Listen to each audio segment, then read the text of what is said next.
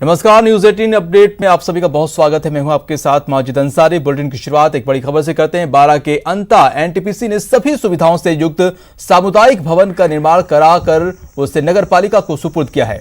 कस्बे में सामुदायिक भवन बनाने को लेकर लंबे समय से मांग चली आ रही थी। इसी को ध्यान में रखते हुए तथा सामाजिक सरोकार की भूमिका निभाते हुए एनटीपीसी ने कस्बे के लोगों के लिए 70 लाख की लागत से सामुदायिक भवन का निर्माण कराकर उन्हें सौंपा है।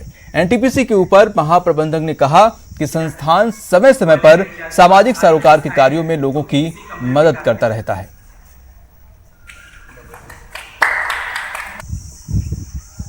ये सामुदायिक भवन मेरे हिसाब से अंता का सबसे बड़ा सेटअप है और अंता वासियों को इसका बहुत ज़्यादा फायदा होगा। कोई भी पारिवारिक फंक्शन इसमें 1000 से ज़्यादा लोग इसका उपयोग कर सकते हैं।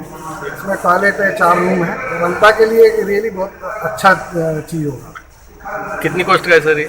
इसमें लगभग 70 लाख रुपए का खर्चा है एनटीपीसी का, जो CSR के अंतर्गत हमने फंडिंग किया है। नाहरगढ़ थाना पुलिस ने बड़ी कार्रवाई को अंजाम दिया है। पुलिस ने फाइनेंस का काम करने वाले एक युवक का अपहरण कर फिरौती मांगने वाले 3 बदमाशों को गिरफ्तार किया है। साथ ही युवक को भी बदमाशों के चुंगल से छुड़ा लिया है। पुलिस के मुताबिक कार सवार 3 बदमाश एक फाइनेंसर सलामुद्दीन गोरी को नाहरगढ़ इलाके से किडनैप कर पाली जिले में ले गए। नाहरगढ़ थाना पुलिस ने पाली पुलिस की सहायता से तीनों को गिरफ्तार करने में कामयाबी हासिल की है।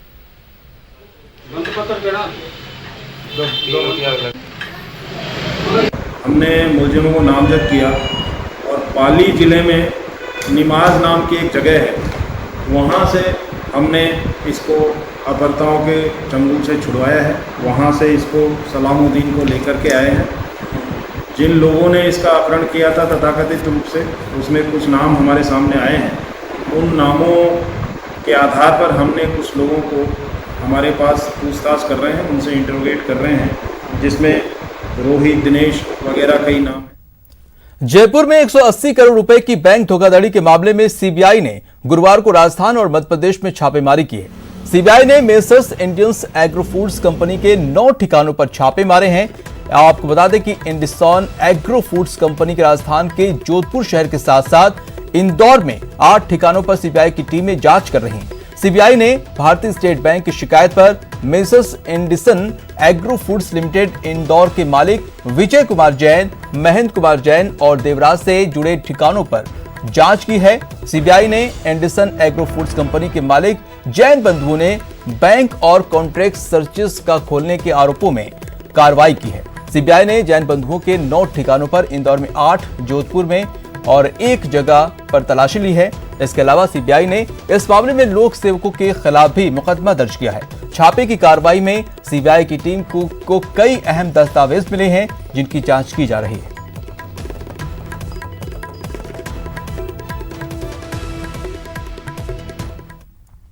कोटा में आबकारी विभाग की टीम ने अवैध शराब बिक्री के खिलाफ कार्रवाई की है। विभाग ने अवैध शराब बिक्री की जुर्म में 4 युवकों को गिरफ्तार किया है। कार्रवाई में विभाग की टीम ने 434 देसी शराब के पौवे, 154 अंग्रेजी शराब के पौवे और 83 बियर की बोतलें बरामद की हैं। इसके बाद खैराबाद, रामगंज मंडी इलाके में भी कार्रवाई को अंजाम दिया गया। आबकारी विभाग ने मुखबिर की सूचना पर अवैध शराब बिक्री के खिलाफ छापेमारी कार्रवाई करते हुए शराब के अवैध बिक्री की रोकथाम की।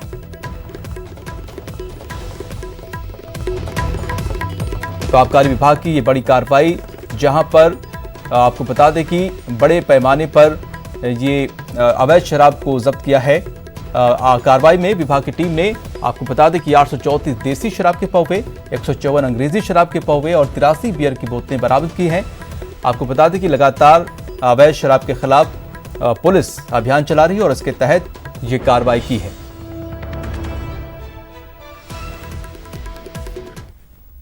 और खबर बारां से है, जहां पर एक पत्नी ने अपने पति और उसकी प्रेमिका को रंगे हाथों पकड़ा तो उसका गुस्सा जो है वो फूट पड़ा। पत्नी ने पति और प्रेमिका की जमकर धुनाई कर दी। दरअसल पिट रहा युवक पुरुषोत्तम मेघवाल है, जो इस महिला का पति है। ये सामुदायिक स्वास्थ्य केंद्र पर कंपाउंडर है। महिला ने बताया कि उसकी 13 साल पहले शादी हुई थी, 2 बच्चे भी हैं, लेकिन पति ने प्रेमिका के चक्कर में सभी को छोड़ दिया और 2 बच्चों की वजह से नौकरी पर खतरे की बात कहकर महिला के साथ रहने से इनकार कर दिया। वहीं पीड़ित महिला ने इस बारे में कई बार अधिकारियों को भी शिकायत की है। आखिरकार महिला ने हिम्मत जुटाकर पति को प्रेमिका के साथ रंगे हाथों पकड़ा और थाने में शिकायत भी दर्ज करवाई है।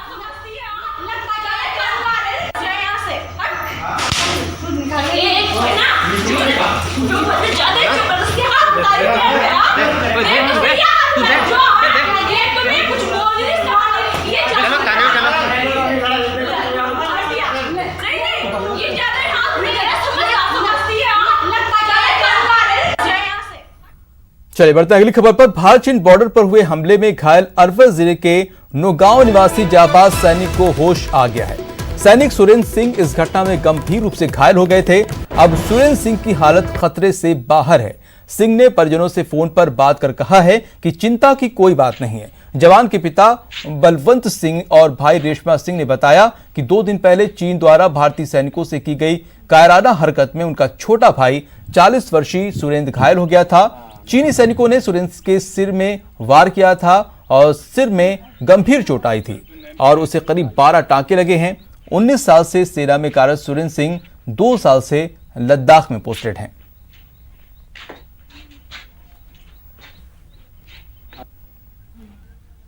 कल 11-12 बजे की बात है, फोन आया मेरे पास अचानक ही। मिशन तक फोन आया, वैसे कैसे है? जब ठीक हो, मैं कहाँ है? तो मैं तो वहाँ हूँ, हॉस्पिटल में दाखिल हूँ। मैं कहाँ ले के आसपास हूँ कहीं दाखिल। फिर ठीक है, मैं ठीक ठाक हूँ। चोट आई घनी, बस ठीक हो, तो इलाज चल रहा है वहाँ। जो कि घड़ा ही वहाँ तो हम 300-400 आदमी थे, वो 2000-2500 था। बहुत ज़्यादा घेरा में आ गया। हम अचानक आया, पता नहीं था। विदेश में परिवार सहित लंबे अरसे से फंसे 3 प्रदेशों के प्रवासियों की कल स्वदेश वापसी हुई है। जोधपुर सांसद एवं केंद्रीय जल शक्ति मंत्री गजेंद्र सिंह शेखावत के अथक प्रयासों से ये सभी 163 प्रवासी परिवार सहित 17 जून को सुबह कुवैत से अहमदाबाद एयरपोर्ट पहुंच गए, जिसके बाद सभी अपने अपने घरों के लिए रवाना हो गए।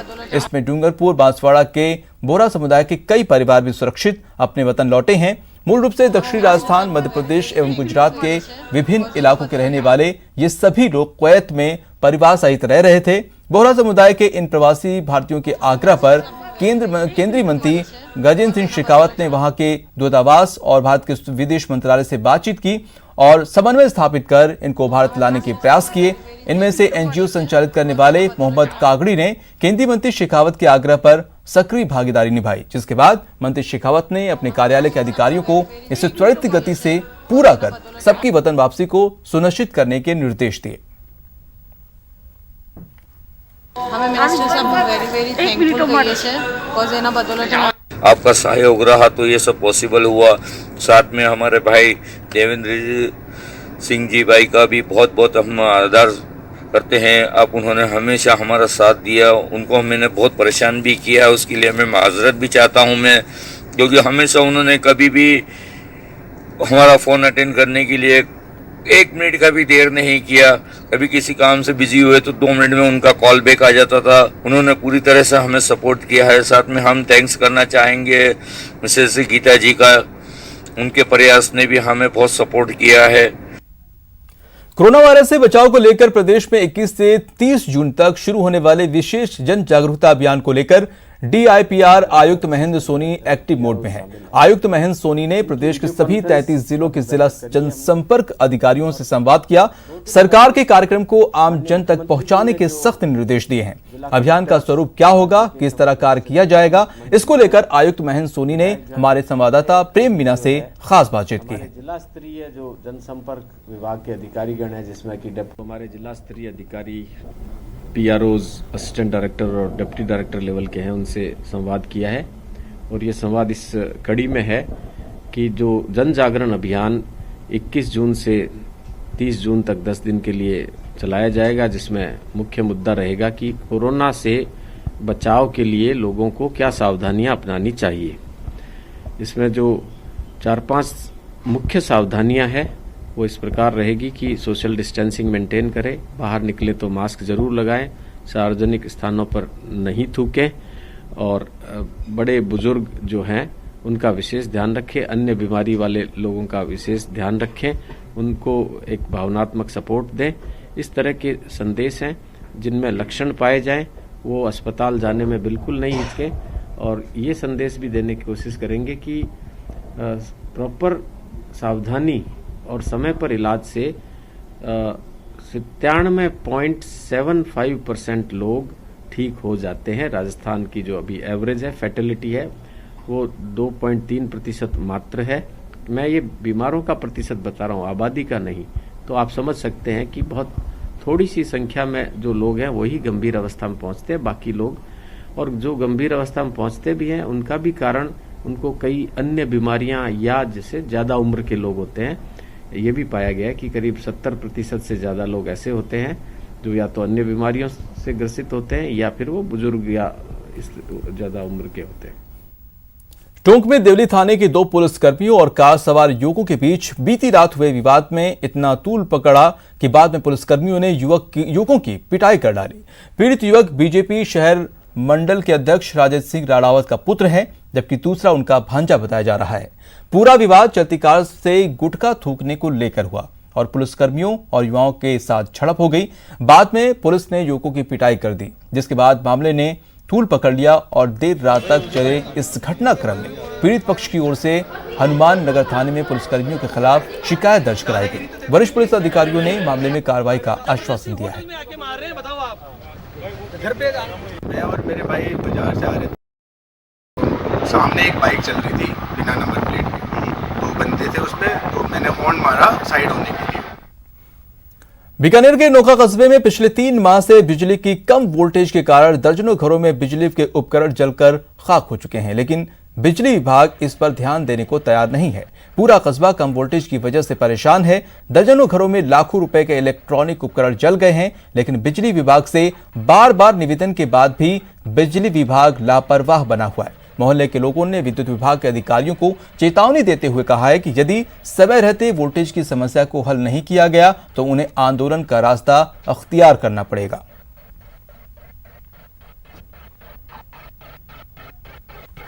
तीन महीने हो गए लाइट की समस्या है। ये वोल्टेज बिल्कुल नहीं है। कूलर, पंखा, फ्रिज, मोटर पानी सारी जल गई है। ये मतलब क्या है, 2-3 बार आगे बोल भी दिया है, अभी तक कोई समाधान नहीं हुआ है। और रात को मैडम को मैंने फोन किया था, मैडम ऐसी समस्या है यहाँ, तो क्या ठीक है देखेंगे। विद्युत विभाग को कह रहे हैं, उसके कोई भी सुनवाई नहीं हो रही है।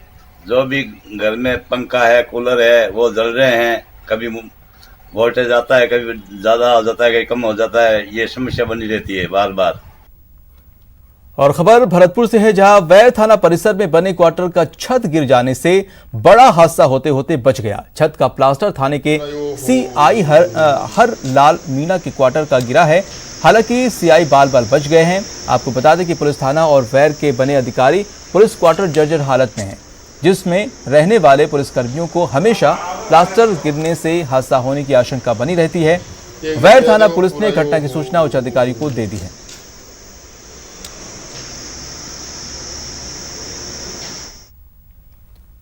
उदयपुर की प्रसिद्ध फतेहा सागर झील को भरने वाली मदार नहर अब पूरी तरह से साफ हो चुकी है।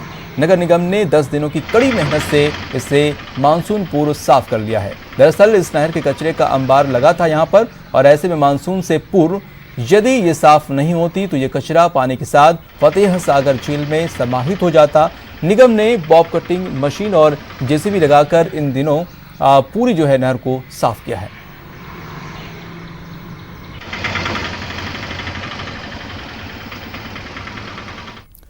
कोरोना काल में प्रदेश के आर्थिक हालात खराब हैं। सरकारी निर्माण एजेंसियों के अलावा निकाय भी आर्थिक तंगी झेल रहे हैं। ऐसे में बड़ा सवाल यह है कि आखिर राजस्थान में चल रही दर्जनों डेवलपमेंट प्रोजेक्ट कैसे पूरे होंगे।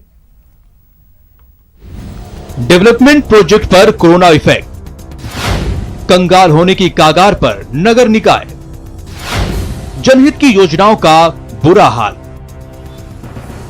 मरुद्रा में जनहित की कई बड़ी विकास परियोजनाएं चल रही हैं, लेकिन कोरोना काल में आई आर्थिक मंदी का असर सूबे की आमदनी पर भी पड़ा है और ऐसे में कई डेवलपमेंट प्रोजेक्ट का निर्माण रुक गया है और कई प्रोजेक्ट अधूरे हैं।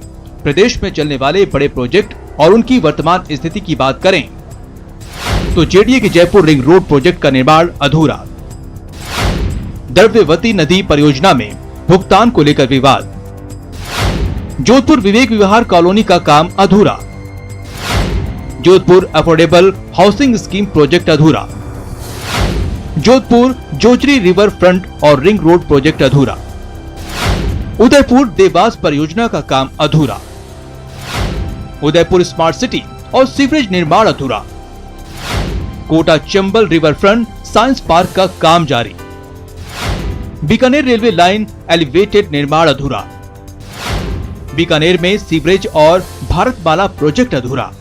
जो विकास कार्य मुख्यमंत्री जी ने बजट की 2020 के बजट में रखी थी, उनको पूरा करने का हमारा दृढ़ संकल्प है।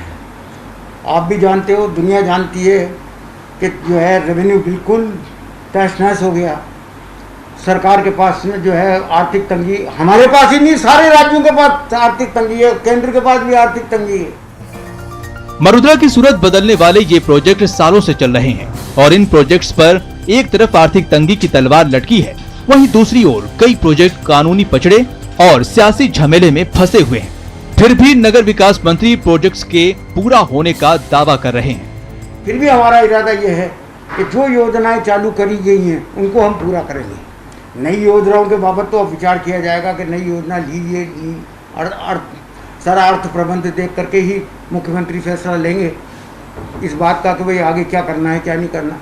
लेकिन जहां जो चीज मुख्यमंत्री के मुंह से निकल गई उस काम को पूरा करने का इरादा हम पूरा रखते हैं। मरुद्रा को खूबसूरत बनाने वाले इन प्रोजेक्ट्स के अलावा सीएम अशोक गहलोत ने अपने बजट भाषण में 5000 करोड़ के अन्य प्रोजेक्ट्स की भी घोषणा की थी। सवाल सबसे बड़ा है कि आखिर सरकार इन परियोजनाओं को पूरा करने के लिए वित्तीय प्रबंधन कैसे करेंगी। जयपुर से न्यूज़ 18 राजधानी के लिए लवली वधवा की रिपोर्ट। चलिए एक अच्छी खबर आपको बता दें कि कोरोना संकट से जूझ रहे गरीबों के लिए केंद्र सरकार की गरीब कल्याण रोजगार स्कीम 20 जून से लॉन्च होगी। पीएम मोदी गरीब कल्याण रोजगार स्कीम देश को समर्पित करेंगे।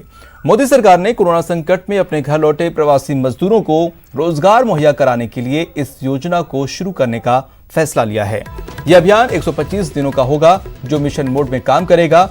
इस योजना में 25 तरह के कार्यों को शामिल किया गया है। इस पर 50,000 करोड़ रुपए के खर्च का अनुमान है।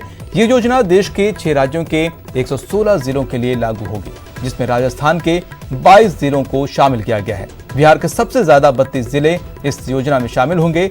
इस योजना में प्रवासी श्रमिकों को रोजगार प्रदान करने के साथ ही देश के ग्रामीण क्षेत्रों में बुनियादी ढांचा तैयार करने में भी योगदान देगा।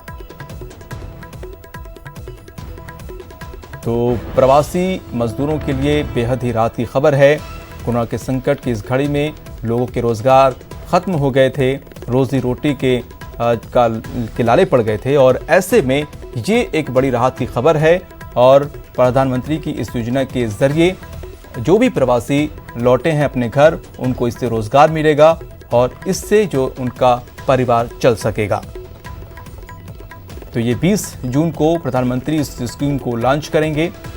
इस स्कीम का नाम है गरीब कल्याण रोजगार स्कीम, जो 20 जून को प्रधानमंत्री लॉन्च करेंगे और ये अभियान के मोड में काम करेगा। और बढ़ते हैं अब अगली खबर पर। सीएम अशोक गहलोत कोरोना को लेकर पीएम नरेंद्र मोदी की वीसी में जुड़े। उन्होंने वीसी के बाद पीएम मोदी को चिट्ठी लिखकर कई मांगे रखी हैं और सुझाव भी दिए हैं। सीएम ने पीएम मोदी से आर्थिक संकट से उबरने के लिए मांग बढ़ाने के उपायों पर ध्यान देने की अपील की है। साथ ही सुझाव दिया है कि जरूरतमंद परिवारों को डायरेक्ट कैश ट्रांसफर किया जाए, जिससे उनकी जो क्रय शक्ति है वो बढ़े। साथ ही मंदी से जूझ रहे उद्योगों को मजदूरों के वेतन भुगतान के लिए जो है आर्थिक मदद उपलब्ध कराई जाए। सीएम गहलोत ने मनरेगा योजना में रोजगार 100 से बढ़ाकर 200 दिन करने की मांग रखी है। सीएम ने राज्यों के खराब हालत और कम राजस्व के चलते केंद्रीय योजनाओं का पूरा अंशदान वहन करने की भी मांग की है। सीएम ने 5,461 करोड़ रुपए का जीएसटी भुगतान जल्द जारी करने की भी मांग की है। इसके अलावा सीएम ने ट्वीट करके पीएम की वीसी के बाद केंद्र सरकार पर निशाना भी साधा।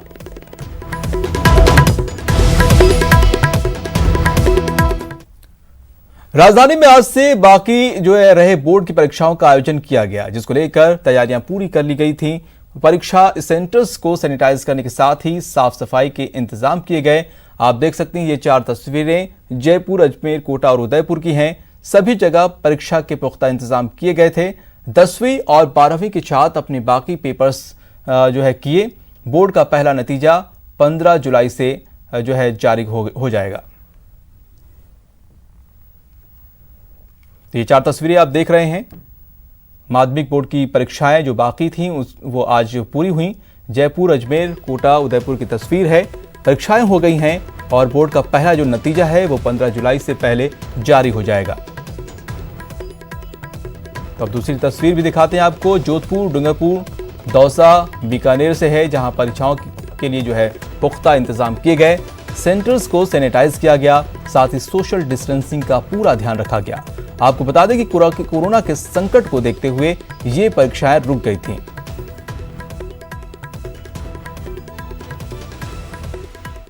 जयपुर एयरपोर्ट सर्विस क्वालिटी सर्वेक्षण के परिणामों में एक बार फिर फिसड्डी साबित हुआ है। पिछले सालों में दुनिया में अपनी धाक जमाने वाले जयपुर इंटरनेशनल एयरपोर्ट देश में 13वें पायदान पर पहुंच चुका है। देश में हर साल सभी एयरपोर्ट का अलग अलग विषयों पर सर्वेक्षण किया जाता है। ये सर्वेक्षण एयरपोर्ट्स की क्वालिटी से जुड़ा होता है। सर्वेक्षण में कुल 22 एयरपोर्ट शामिल हुए। सर्वेक्षण में वाराणसी को पहला स्थान, लखनऊ को दूसरा और अमृतसर को चौथा स्थान मिला है, जबकि श्रीनगर एयरपोर्ट 8वें स्थान पर और जयपुर 13वें स्थान पर बना हुआ है। कोई आएगा या जा रहा है? बढ़ते अगली खबर पर। बाड़मेर में पाकिस्तान से आए टिड्डियों ने आतंक मचा रखा है। टिड्डी दलों ने ग्रामीण इलाकों में तबाही मचाई है। जिले के चक धोकला, जालीपा, हापो की ठाड़ी जो है, हुडो की ठाड़ी सहित दर्जनों गांव में फसलों को टिड्डियों ने नुकसान पहुंचाया है। जिले में अब तक 1340 हेक्टेयर में टिड्डी पर कीटनाशक का छिड़काव किया गया है। वहीं किसानों में खरीफ फसल को लेकर किसानों के चेहरे पर चिंता की लकीरें दौड़ गई हैं।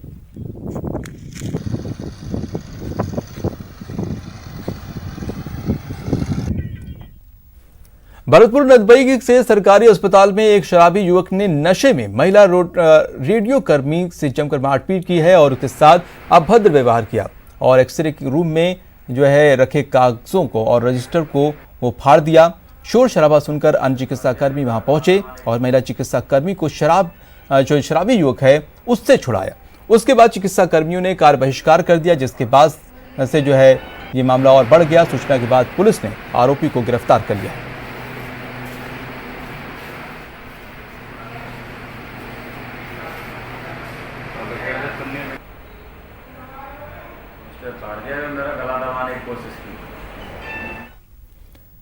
दौसा के कॉलेट गांव में गुरुवार को एक बुजुर्ग व्यक्ति की मौत के बाद उसे दफनाने की जगह नहीं मिली। आपको बता दें कि जो कालेट गांव निवासी चारदास नाथ की 99 वर्ष की उम्र में मौत हो गई थी। मौत के बाद उसे गांव के ही शमशान में ले जाया गया था, लेकिन गांव के ही दबंगों ने बुजुर्ग व्यक्ति के शव को दफनाने नहीं दिया। बुजुर्ग नाथ समुदाय से जुड़े थे। वहीं हिंदू धर्म के अनुसार मान्यता है कि नाथ समुदाय में मौत होने पर शव को उसकी और अपनी जमीन में दफनाया जाता है और बुजुर्ग के पास खुद की जमीन नहीं थी। इधर घटना की सूचना पर बांदीकुई डीएसपी संजय सिंह, तहसीलदार ओम प्रकाश गुर्जर, बसवा थाना अधिकारी राम शरण गुर्जर सहित पुलिस और प्रशासन के आला अधिकारी मौके पर पहुंचे और ग्रामीणों से कई घंटे तक समझाइश की। दबंगों ने शव को दफनाने से रोका। 99 वर्षीय चाणक नाथ योगी के शव को दफनाने गए थे। आपके दिमाग में कॉमन सेंस की बात होती है। एक मटके में से एक गिलास पानी देता था, आपको पानी दे दिया। और अलवर के शाहजहांपुर में अपनी पत्नी का दोस्तों से यौन शोषण करवाने वाले पति को पुलिस ने गिरफ्तार कर लिया है। पति पर आरोप है कि उसने पत्नी को घुमाने के बहाने अपने दोस्त के यहां ले गया, जहां उसके दोस्त ने उसके साथ जबरन दुष्कर्म किया और इस घटना में महिला का पति भी शामिल बताया गया है। महिला की शिकायत पर पुलिस ने तत्काल कार्रवाई करते हुए आरोपी पति को गिरफ्तार कर लिया है और मामले की जांच में जुट गई है।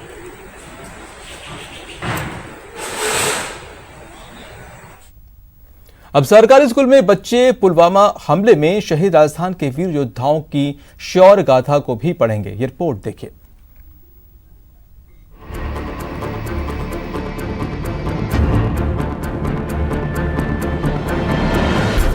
14 फरवरी 2019 का वो दिन भारतवासी कभी नहीं भूल सकते। इसी दिन जम्मू श्रीनगर हाईवे पर आतंकवादियों ने सीआरपीएफ के काफिले पर आत्मघाती हमला किया था। पुलवामा हमले के बाद पूरे देश में गम और गुस्से का गुबार था, जो कि 12 दिन बाद बालाकोट एयर स्ट्राइक के बाद ही शांत हुआ। अब इसके बारे में सरकारी स्कूल में पढ़ने वाले बच्चे भी पढ़ सकेंगे। गहलोत सरकार ने कक्षा 9 की इस बार आई सामान्य ज्ञान की पाठ्य पुस्तक में पुलवामा हमले और राजस्थान के शहीद जवानों की गौरव गाथा के अध्याय को शामिल कर लिया है। विशेष बात इस बार ये रही कि इस बार राजस्थान के जो अपने वीर जो सैन्य कार्मिक थे उनका भी विस्तार से उनसे विवरण है। और बल्कि इसमें अच्छी बात ये थी कि बीकानेर से जो हमारे सैन्य या वीर चक्र से सम्मानित जो हमारे जो अधिकारीगण थे, सैन्य अधिकारीगण थे, उनका भी विस्तार से इसमें विवरण है, जिससे कि नवीन जो छात्र हैं या उनको अपने मातृभूमि से जुड़े हुए जो सैन्य अधिकारी थे और उनका उल्लेख मिलेगा उसमें।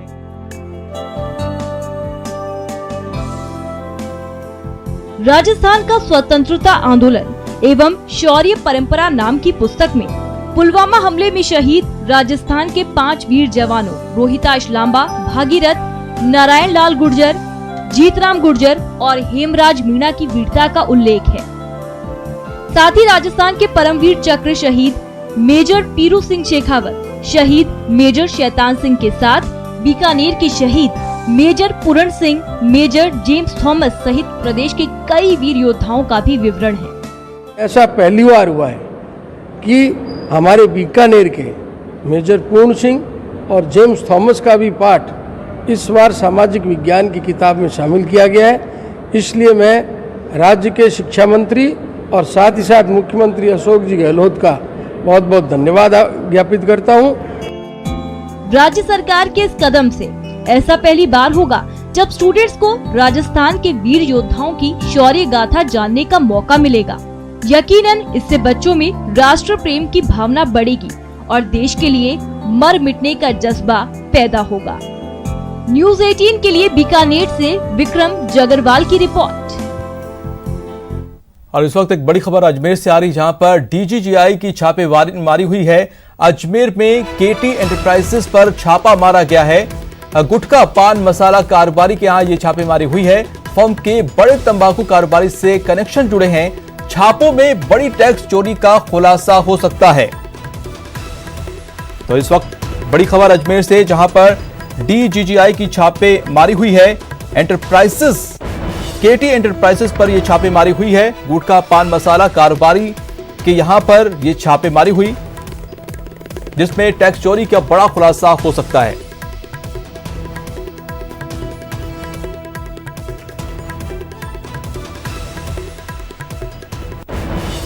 इसी के साथ इस बुलेटिन में इतना ही। मुझे दीजिए इजाजत। नमस्कार।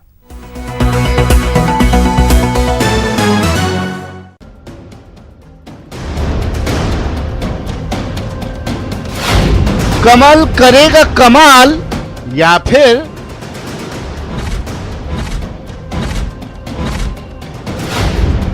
पंजे से पंगा पड़ेगा महंगा।